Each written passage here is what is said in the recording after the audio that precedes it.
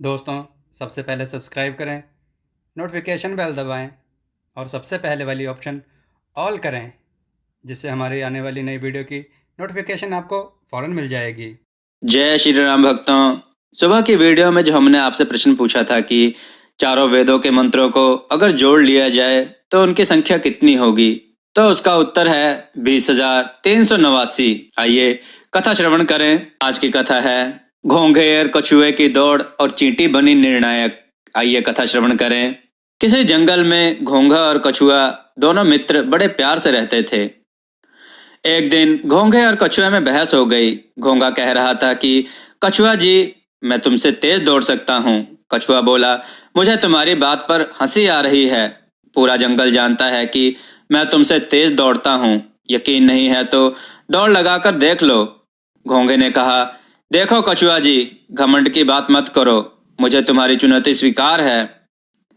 जीत हार का फैसला कौन करेगा, इसके लिए जंगल के ही किसी जानवर को चुनना था। घोंघे ने कहा, यह बात तो माननी होगी कि हम पूरे जंगल में सबसे धीमे चलते हैं। हमारे दौड़ के फैसले के लिए चीता या हिरण को तो नहीं बुलाया जा सकता। चींटी को बुला लेते हैं, वो भी हमारी ही तरह दौड़ती है। कछुए ने कहा, बार बार मत हंसाओ दोस्त। चींटी मेरे मुकाबले की नहीं है, वो भी तुम्हारी तरह ही रेंगती है। चलो तुम्हारी बात मान लेता हूँ। कल रविवार है, चींटी को बुला लो, फैसला हो ही जाए। हाँ, याद रखना, बड़ा वाला मैदान, वहीं पर ही हिसाब किताब होगा। वो छोटा मैदान मेरे हिसाब से छोटा ही है। तुम्हारा क्या है, तुम तो किसी पेड़ के चक्कर लगाने में ही पूरा दिन लगा देते हो। घोंघा बोला, चींटी को बताना तो होगा ही कि कल जंगल के बड़े मैदान में पहुंच जाए।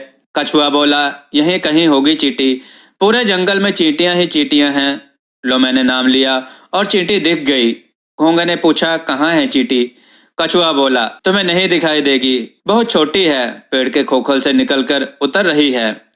घोंघे ने कहा, ठीक है भाई, तुम ही कह दो। कछुए ने आवाज लगाई, चींटी जी, कहाँ हो आजकल, आप दिखती नहीं। चींटी ने कहा, कछुआ भैया, मैं तो यहीं हूँ, क्यों याद कर रहे हो? कछुआ बोला, घोंघे को तुम जानती ही हो, बहुत बहस करता है, कह रहा था कि वह मुझसे तेज दौड़ता है। तुम ही बताओ, दौड़ना शब्द उसके मुख से अच्छा लगता है? चींटी ने कहा, ऐसा नहीं कहते कछुए भैया, आगे बोलो, क्या कह रहे हो? कछुए ने कहा, जंगल का बड़ा मैदान देखा है? चींटी बोली, हाँ देखा है, बहुत दूर है यहाँ से। कछुआ बोला, मुझे तो बिल्कुल भी दूर नहीं लगता। कल सुबह वहां घोंघे और मेरे बीच दौड़ होगी। जीतना तो मैंने ही है, पर घोंघे की तसल्ली हो जाएगी। चींटी ने कहा, ठीक है, मैं कल निर्णायक के रूप में वहां आपको मिलूंगी। कछुआ बोला, ठीक है, कल मिलते हैं। हाँ घोंघा और चींटी जी, तुम दोनों अभी से मैदान की ओर चलना शुरू कर दो, मैं तो वहां कुछ देर में ही पहुंच जाऊंगा।